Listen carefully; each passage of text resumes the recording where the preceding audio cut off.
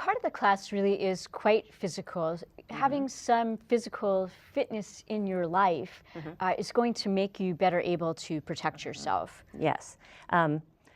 Yeah, definitely I teach my students to practice the techniques if they do no other exercise, to practice the techniques we learn in class over and over. And one advantage of the class, because it is a national curriculum, is once you pass that course, I sign your manual and you can take this class for free the rest of your life at any location that teaches r.a.d. Because the r.a.d. people want the women to constantly practice and review what they know. So, and it's a good workout too. And I guess that works sort of to build your confidence. If you take it over and over, if you're familiar, then you're going to be more confident, you're less likely to be a victim. Yeah, and also by the end of the class, you should see the confidence levels. I've often wished I'd videotaped my women at the beginning of the class, and at the end, they are so excited at the end. They're not looking for trouble, they're not looking for problems, and they're supporting one another, but when they hear of someone using it, or even I had one girl go to New York City and she said, you know, I used to not pay much attention and I watched a situation that I thought was fairly dangerous. She said, I would have never been that sensitive to what was going around me before. So their awareness is up, the way they carry themselves. Another thing that I teach them is to make eye contact. If I'm going to a mall and I feel like there's somebody who might want to grab my purse or rob me, I'm going to make eye contact with that person. I'm going to let them know, I know what you're up to. I am not the easy victim.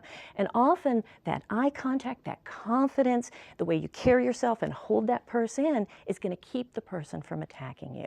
So it's the situations they avoid and then being able to take action if a situation comes up where they have to. Something that we do every single night, men and women, is go to our car.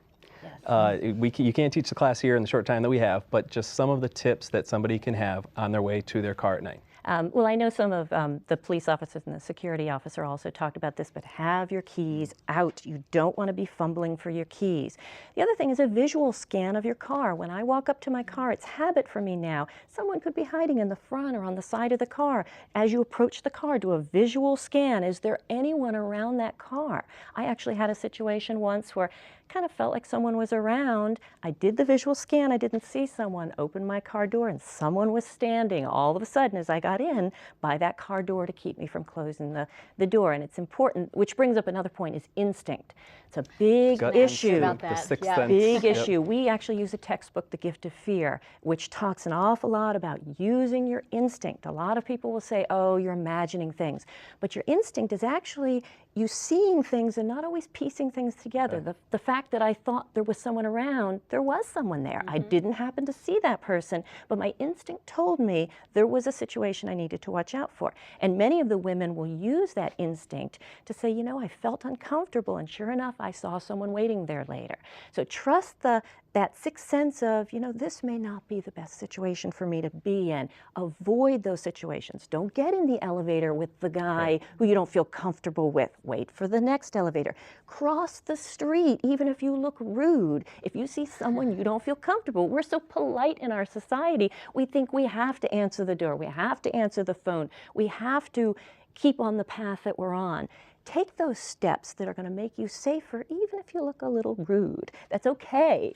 And speaking of being rude, I have to interrupt you here because we're almost out of time, but thank you so much for keeping us safe. Very briefly, the number of the course is? It's PE 173, and I would highly recommend it, but it fills up fast. We have a blast in the class, we have a lot of fun, and the women leave different people. Thank you so much. If you want more information about self-defense classes or more tips about how to avoid becoming a victim, website information and phone numbers are coming up in just a moment. And as always, if you have comments about today's show or suggestions for future episodes, send an email to campus.conversations@montgomerycollege.edu. For all of us here at Campus Conversations, I'm Marcus Rosano. And I'm Fritzi Bodenheimer. Thanks for watching.